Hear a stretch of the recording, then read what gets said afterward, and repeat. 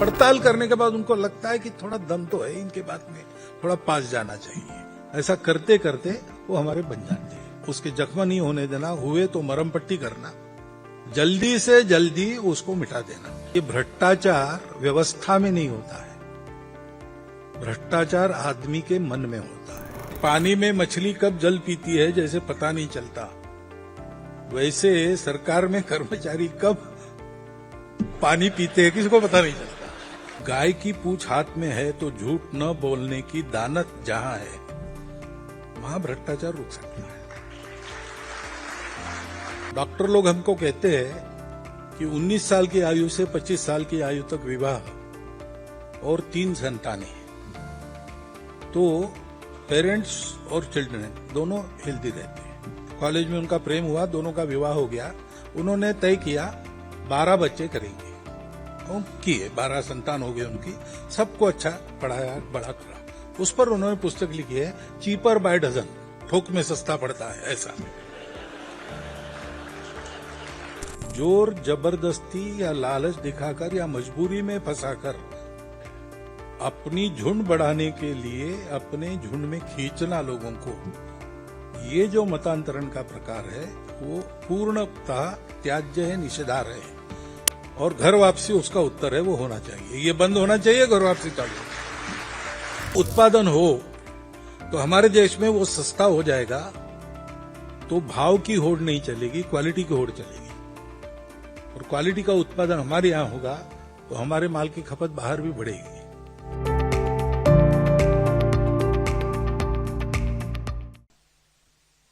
और इसलिए इन बातों की हम चिंता करते नहीं।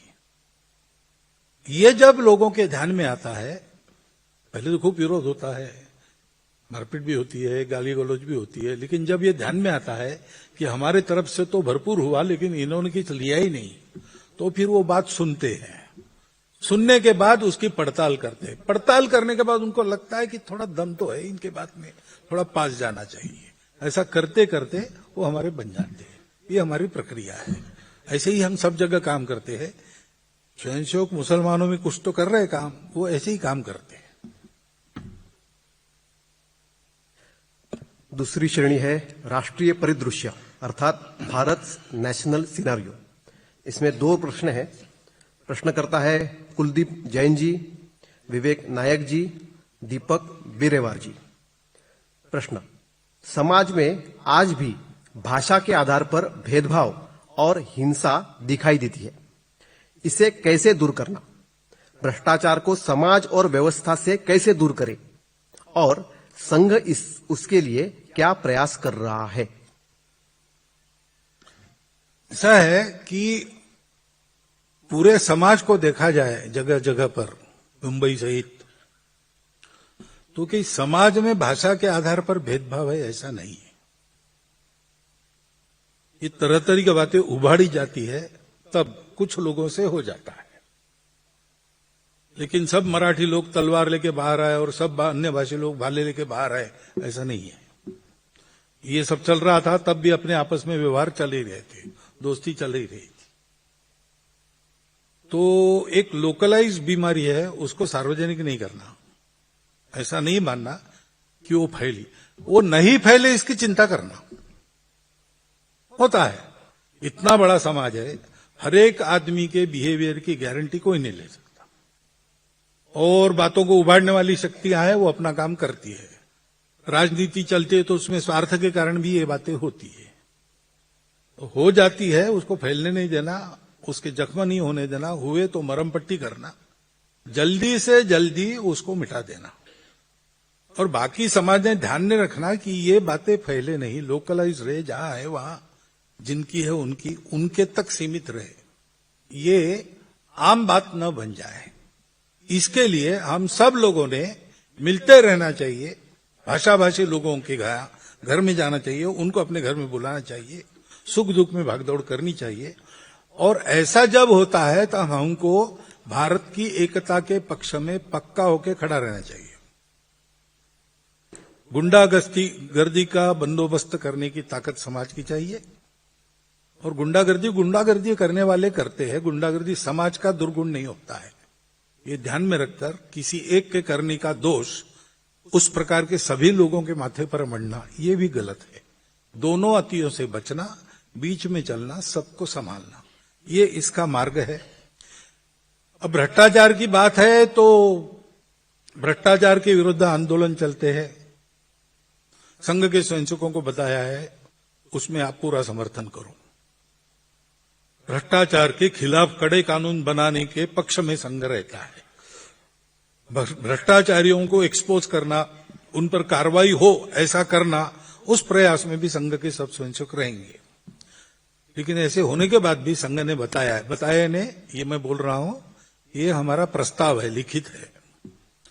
पुत्तूर में प्रतिनिधि सभा हुई थी जब अण्णा जी का आंदोलन चल रहा था, तब ये प्रस्ताव किया। ये तीनों बातें उसमें कही कि ऐसे सब मामलों में स्वयंसेवक शुद्धाचार के पक्ष में खड़े हो और शुद्धाचार के पक्ष में खड़े हुए लोगों की पूर्ण मदद करो। लेकिन ये भ्रष्टाचार व्यवस्था में नहीं होता है, भ्रष्टाचार आदमी के मन में होता है। कोई भी आचरण की भ्रष्टता व्यवस्था में नहीं होती। व्यवस्था को बिगाड़ने वाले लोग होते हैं, व्यवस्था को सुधारने वाले लोग होते हैं। ये तो व्यक्ति में रहता है। गोमा गणेश पितड़ी दरवाजा ऐसी कहानी है, मजेदार है इसलिए बता देता हूं, थोड़ा लंबा हो गया तो भी, कि पूना में पेशवाओं के दरबार के शनिवार वाड़ा है, उसके गेट के सामने एक बच्चा अपने, एक 16 साल का बच्चा 9 साल की अपनी बहन को लेकर बैठता था। पीतल का सिक्का गणेश जी का और कुमकुम का द्राव, जो आता था उसको कहता था कि ये लगाओ, तो लगाते थे। गणेश जी है, विघ्नहर्ता है, सरकारी काम के लिए जा रहे, कागज पर उनकी मुद्रा। तो एक दिन एक गांव के लोग पेशवा के दरबार में आए कि तालाब सैंक्शन हुआ, 3 साल हो गए, वर्षा आई और चली गई, तालाब बनाई नहीं, अब वर्षा आने को है, कम से कम अब तो बनाइए, सैंक्शन तो कर दिया आपने, काम नहीं हो रहा है। तो पेशवा ने बुलाया अपने कारोबारियों को, क्या हुआ भाई? उन्हें कहा हाँ ये बात तो है, सैंक्शन भी हो गया, लेकिन इनकी जो अर्जी आई उस पर वो गणेश जी की मुद्रा नहीं थी। तो बोले गणेश जी की मुद्रा कहां से? तो बोले वो तो हर कागज पर रहती है, लेकिन ये नियम कहाँ है? तो बोले मालूम नहीं, पीछे से चलते आया है। तो फिर पता लगाया तो पता चला कि ये अनाथ हो गए थे दोनों, पेट भरने का साधन नहीं था, इसलिए इसने शुरू किया।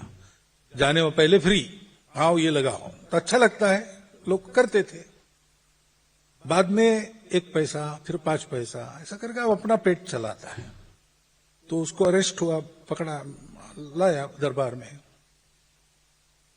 कि ये हमारे राज्य में भ्रष्टाचार बिल्कुल नहीं चलेगा, हम तुमको कड़ी सजा देंगे। उसने कहा आप मुझे सजा दे ही सकते हो, आप राजा हो, सर्वशक्तिमान हो, मेरा तो कुछ है नहीं, ताकत मेरी है नहीं, लेकिन आप जो बोल रहे हैं भ्रष्टाचार बंद गई, ये आप नहीं कर सकते। क्या मतलब? तो बोले वो आप नहीं बंद कर सकते, आपकी ताकत नहीं है। तो बोले ऐसे कैसे? तो बोले देखिए, तो देखते हैं, तुमको एक जंगल में रखते हैं, वहां कोई आएगा जाएगा नहीं, और तुम वहां भ्रष्टाचार करके दिखाओ 6 महीने में। तो उसको जंगल में रख दिया, एक झोपड़ी बना दी, रक्षण की व्यवस्था की, रोज 2 बार भोजन आएगा, पास में नदी थी ना, तो रहने लगा वहां पे। उसने क्या किया, नहाते समय नदी किनारे में खड़े रहकर वो नैया चलाने वालों को रुको रुको, क्या है, सरकारी काम है, क्वार्टर मिला है, भोजन आता है रोज, लहरें गिनने का काम मुझे मिला है, तुम नौका चलाते हो और लहरें टूटती है तो बंदी है। तो लहरें में हमारा पेट कैसे चलेगा? तो बोले 5 रुपए का लाइसेंस निकालो। 6 महीने में लाइसेंस का पैसा 1 बोरी भर पेशवा को पकड़ा दिया कि देखो निर्जन वन में रहकर मैंने ये किया। अब इसका क्या करेंगे? ये जब तक नहीं बदलते,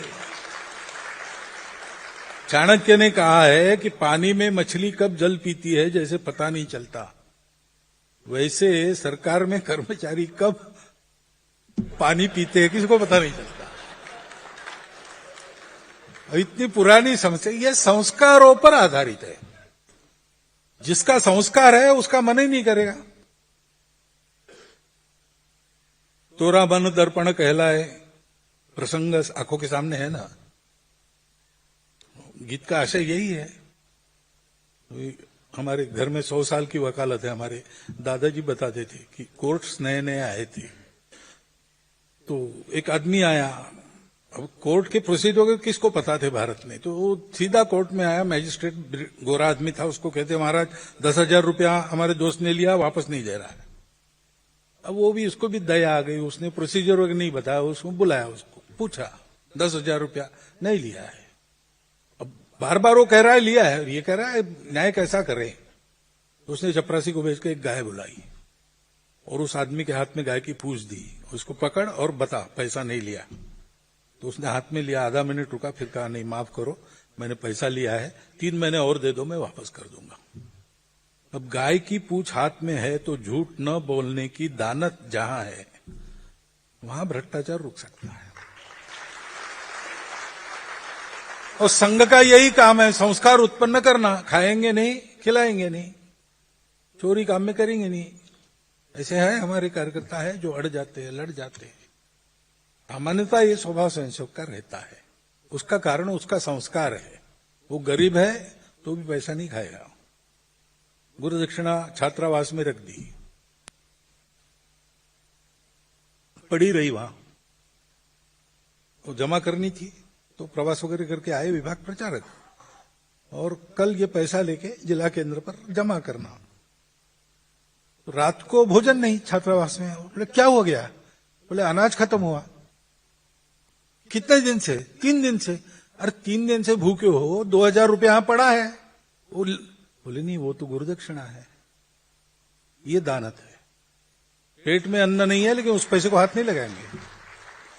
ये संस्कार करने का काम संघ करता है। ये बढ़ेगा तभी भ्रष्टाचार पर नियंत्रण संभव है। राष्ट्रीय परिदृश्य का दूसरा प्रश्न, वन चाइल्ड अप्रोच के कारण अनेक प्रांतों में जनसंख्या घटती जा रही है, उसे संतुलित कैसे किया जाए? भारत में जनसंख्या को ध्यान में रखकर अर्थव्यवस्था में नवाचार के प्रयोग कैसे हो? अब जनसंख्या का प्रश्न आपने वन चाइल्ड अप्रोच वगैरह मुझे नहीं पूछना चाहिए, गृहस्थों ने विचार करना चाहिए। मैं तो जानता ही नहीं कुछ। लेकिन अब इतने जैसे आप जैसे सब लोगों को मिलता हूं तो जो सुनाई देता है उसके आधार पर बता रहा हूं। डॉक्टर लोग हमको कहते हैं कि 19 साल की आयु से 25 साल की आयु तक विवाह और 3 संतानें, तो पेरेंट्स और चिल्ड्रन दोनों हेल्दी रहते हैं।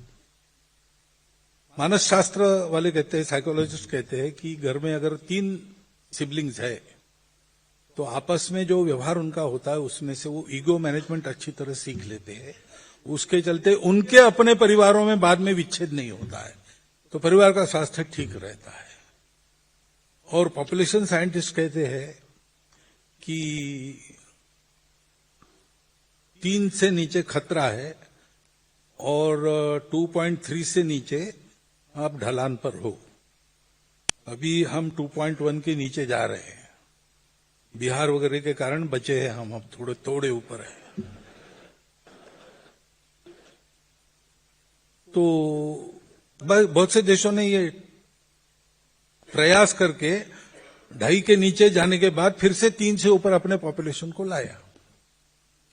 और देश की पॉपुलेशन पॉलिसी कहती है 2.1, तो 2.1 राउंड ऑफ करते हैं। गणित में तो 2 होता है, लेकिन आदमी के बारे में ऐसा नहीं होता ना। 0.1 आदमी होता नहीं, कभी होगा तो पूरा होगा, नहीं तो नहीं होगा। तो 2.1 यानी 3। तो सब प्रकार के शास्त्र हमको बता रहे कि परिवार में 3 संतान चाहिए। अब शास्त्र कह रहे हैं, लेकिन ये 2 परिवारों का भी प्रश्न है और 2 लोगों का भी प्रश्न है, पति पत्नी का भी प्रश्न है, समाज का भी प्रश्न है। इसका ठीक से विचार करके कुछ करना चाहिए। परवरिश कैसे करेंगे वगैरह, ये प्रश्न बहुत ज्यादा संगत नहीं है, थोड़ी बहुत कठिनाई हो सकती है। लेकिन आप एक पुस्तक भी पढ़िए, कादम्बरी है ना, एक कथन है, आत्मकथन है और सत्य है। अमेरिका के एक टाइम मैनेजमेंट साइंटिस्ट थे, उनका अपना आत्मचरित्र। कॉलेज में उनका प्रेम हुआ, दोनों का विवाह हो गया। उन्होंने तय किया 12 बच्चे करेंगे, और किए 12 संतान हो गए उनकी। सबको अच्छा पढ़ाया, बड़ा करा। उस पर उन्होंने पुस्तक लिखी है, चीपर बाय डजन, थोक में सस्ता पड़ता है, ऐसा। उस पर फिल्म भी निकली है, तो पुस्तक लेके पढ़िए आप। तो ये जो परवरिश वगैरह की बातें रहती है वो आपके सामने से दूर हो जाएगी। तो 3 का ठीक सोच सकते हैं, सोचिए। लेकिन विवाह नहीं करना है, संन्यास लेना है, संघ का प्रचारक या समिति की प्रचारिका जाना है, बात अलग है। लेकिन अगर विवाह करना है तो विवाह केवल 2 लोगों के शारीरिक संबंध की बात नहीं है। विवाह समाज का जो यूनिट है, फैमिली, उसको उत्पन्न करने वाला उपकरण है और संस्कार है। तो विवाह करना और जिम्मेवारी नहीं लेना, ये नहीं होना चाहिए। विवाह करना चाहिए, जिम्मेदारी के साथ उसको निभाना चाहिए। दोनों ने अपने 7 जन्म की बात करते हैं, वो परस्पर का रिश्ता निभाने की बात है। परिवार में क्या रहना चाहिए, कैसा रहना चाहिए, इसका है, वो गृहस्थाश्रम निभाने की बात है और सामाजिक कर्तव्य निभाने की बात नहीं, ये बात आती है। परंतु संतुलन के, असंतुलन के और 2 कारण हैं, और ये जो बर्थ रेट वाली बात है वो आखिरी है, तीसरा है। पहला है कन्वर्शन। तो हमारे यहां तो मत स्वातंत्र्य है, आपका भगवान आप चुन सकते हैं, और आप खुद चुनते हो तो उस पर कोई हाथ नहीं उठा सकता, ऑब्जेक्शन नहीं ले सकता। रेवरेंड नारायण वामन टिळक थे, कोकणस्थ ब्राह्मण थे, लेकिन उनको लगा कि ईसा मसीह का रास्ता मेरे लिए ठीक है, तो वो ईसाई बन गए। उनके पत्नी को लगा नहीं, तो हिंदू रह गई। उनके पुत्र देवदत्त टिळक वो भी हिंदू ही थे। परिवार में विच्छेद वगैरह नहीं हुआ, परिवार था ही। ये बात अलग है कि जब रेवरेंड नारायण वामन टिळक चर्च में तुकाराम महाराज के अभंग गाने लगे तब उनको बाहर कर दिया, वो बात अलग है। लेकिन वो ईसाई बने तो बन सकते हैं, तो कोई उसमें, वो एक प्रसिद्ध कवि थे, कवि हम पाठ्यपुस्तकों में उनकी कविताएं याद करते थे, उनकी योग्यता है ही, वो आदरणीय भी है, सम्माननीय है और देशवासी के नाते हमारे प्रेम के विषय भी है। परंतु जोर जबरदस्ती या लालच दिखाकर या मजबूरी में फंसाकर अपनी झुंड बढ़ाने के लिए अपने झुंड में खींचना लोगों को, ये जो मतांतरण का प्रकार है वो पूर्णतः त्याज्य है, निषेधार्ह है। और घर वापसी उसका उत्तर है, वो होना चाहिए, ये बंद होना चाहिए, घर वापसी चालू होना चाहिए।